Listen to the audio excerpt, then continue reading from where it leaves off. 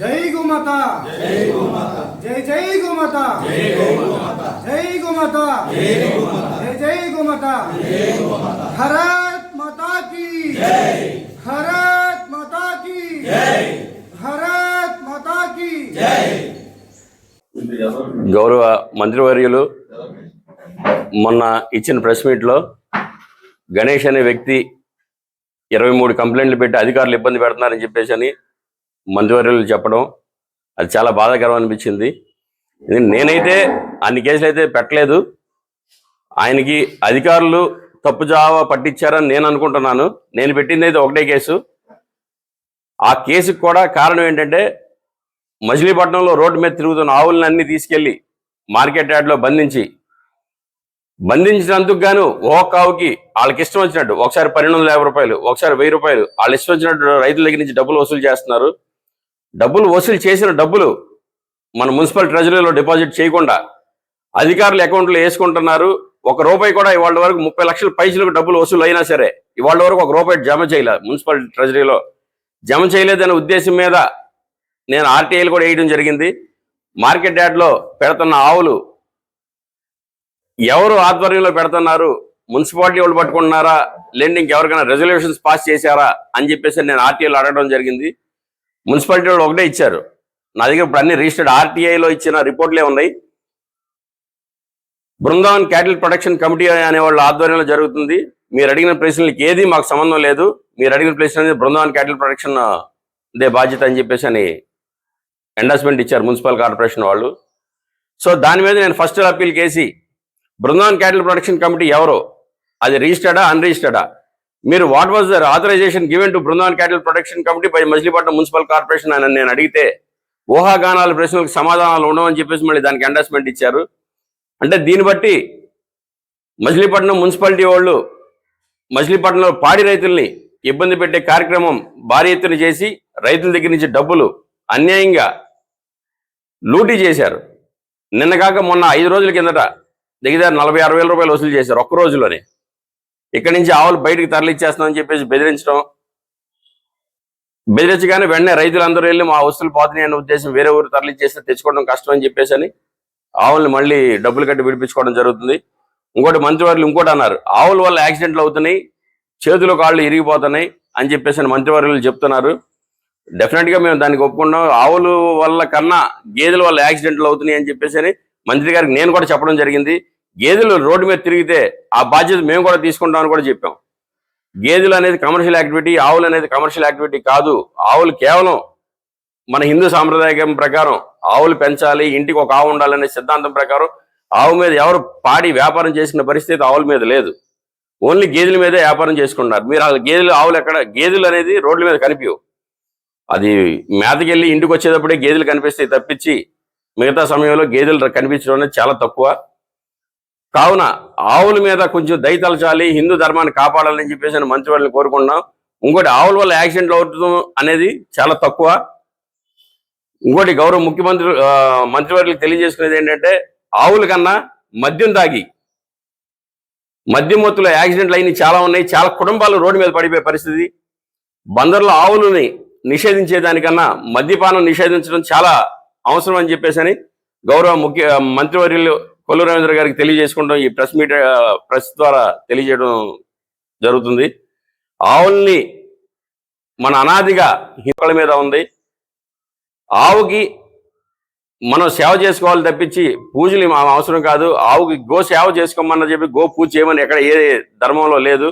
కావున ఆవుల్ని ఇక్కడి నుంచి తరలించే కార్యక్రమం కొంచెం అరికట్టాలని చెప్పేసి అవకాశం ఉంటే మేజర్ కారణం ఏదైతే ఉందో రోడ్లు పట్టక కారణం మద్యం సేవించి యాక్సిడెంట్లు అయ్యి కుటుంబాలు అలా ఫ్యామిలీలు మొత్తం చాలా ఇబ్బంది పడే పరిస్థితి.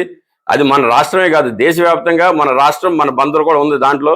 కావున మంత్రివర్యుల్ని ఆ మద్యపాన నిషేధం మీద కొంచెం అవకాశం ఉంటే దాని మీద చూడమని చెప్పేసి మంత్రివర్యుల్ని కోరుకుంటున్నాం. ఇంకోటి, ఈ ఆవులు ఉండటం అనేది మచిలీపట్నం ఇప్పుడుది కాదండి, కొన్ని వందల సంవత్సరాల నుంచి ఆవులు రోడ్డు మీద ఉండడం జరిగింది. ఇది కొత్త ఏం కాదు. కావున మంత్రి గారిని అది కూడా కొంచెం ఇంకోటి ఆడి స్థానంలోకి మనం వెళ్ళిన తప్పించి మన స్థానంలోకి అయ్యి రాలేదు. అది కూడా కొంచెం గమనించి మంత్రివర్యులు దాని మీద కొంచెం దృష్టి పెట్టాలని కోరుకుంటున్నాం. తర్వాత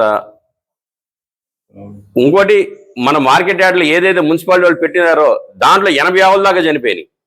మేము ఆవులు చనిపోయినప్పుడు మేము గొడవలు చేస్తే మీరు గొడవలు చేస్తారని చెప్పేసి వెంటనే పోలీసులు పంపించడం, మనల్ని తీసుకెళ్లి పోలీస్ స్టేషన్లో పెట్టించే ప్రయత్నం చేశారు. అంటే ఇక్కడ ప్రశ్నించే పరిస్థితి కూడా అవకాశం లేకుండా అయిపోయింది. 80 ఆవులు చనిపోయిన దానికి కారణం చెప్పండి, వాళ్ళు చెప్పలా.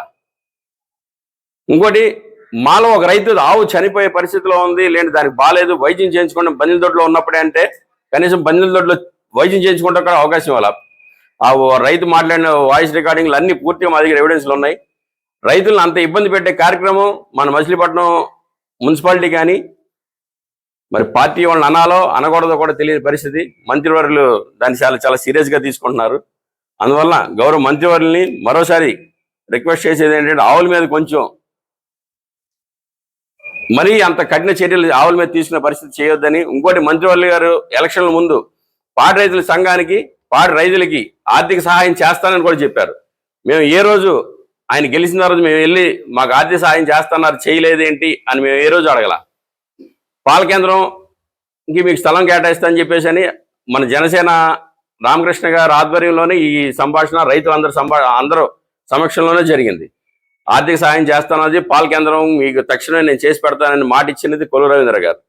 గెలిచిన తర్వాత నేను చాలాసార్లు అడిగితే అది ఎంత అవ్వదని చెప్పేసి రవీంద్ర గారు చెప్పడం జరిగింది. ఆర్థిక సహాయం మేము ఇవాళకి కూడా మేము ఆయన దగ్గర నుంచి ఏ రోజు ఆశించాల. కావున మంత్రివర్యులు పాడి రైతుల మీద చాలా ఇబ్బంది పడుతున్నాం.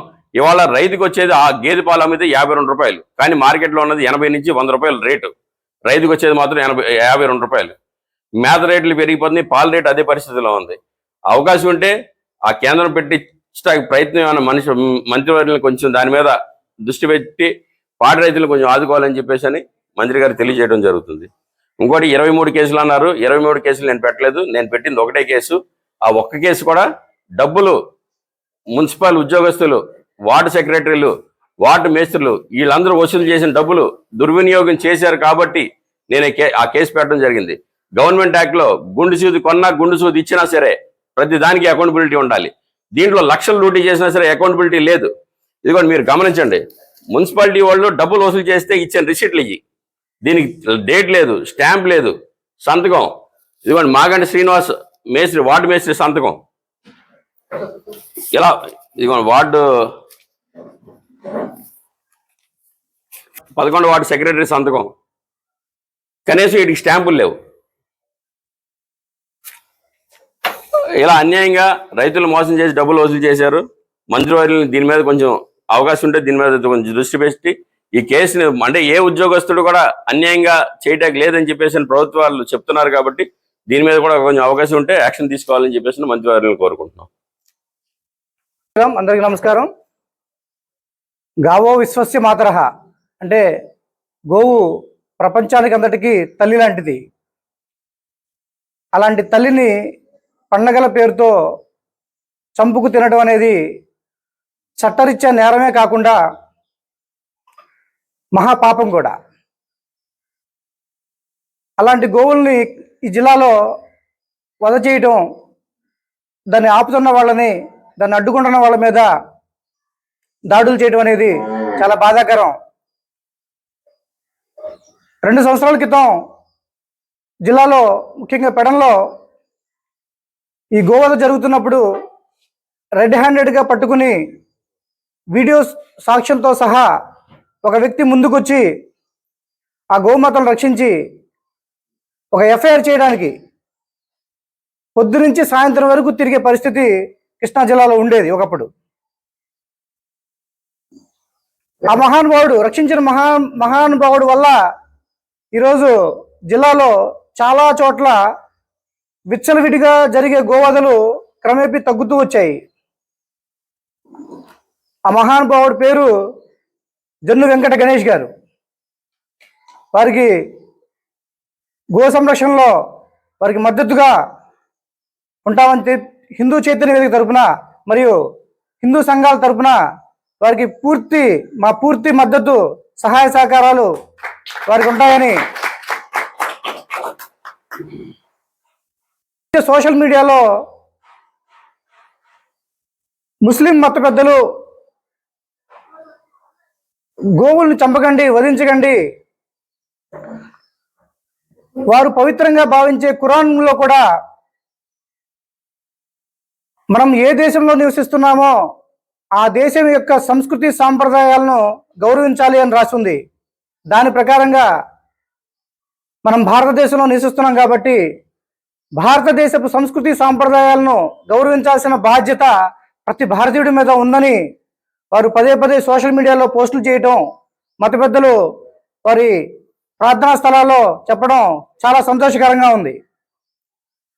వారు పవిత్రంగా భావించే ఖురాన్లో ఉన్న విధంగా కూడా లెక్క చేయకుండా, వారి మత పెద్దలు చెప్తున్నది కూడా లెక్క చేయకుండా కొంతమంది పరమత విద్వేషకారులు మత సామరస్యం దెబ్బతీయాలనే పేరుతో గోహత్యలకు పాల్పడుతున్నారు. మన జన్ను వెంకట గణేష్ లాంటి వాళ్ళు ఇంకా వాళ్ళ టీం అంతా కలిపి అలాంటిని అడ్డుకుంటున్నప్పుడు అవి చాలా ఒక రోజంతా పనిపోగొట్టుకుని ప్రాణాలకు తెగించి, ఎందుకంటే ఆ ఏరియాలోకి వెళ్ళాలంటే ఎంత ప్రమాదమో పోలీసు వారిని అడిగితే చెప్తారు, ఇక్కడున్న గోరక్షలను అడిగితే చెప్తారు. అలాంటి ప్రాణాలను సైతం కూడా లెక్క చేయకుండా వారు వెళ్ళి దాన్ని కాపాడుకుని పోలీసు వారి సహాయంతో కేసులు పెట్టి గోశాలకు తరలిస్తే వెంటనే రాజకీయ పార్టీల నుంచి పోలీసులకి ఫోన్లు చేయటం, అవి తీసుకురావాల్సిందిగా ఒత్తిడి చేయటం, కాదు కూడదంటే రకరకాలుగా వేధించడం స్టార్ట్ చేస్తున్నారు.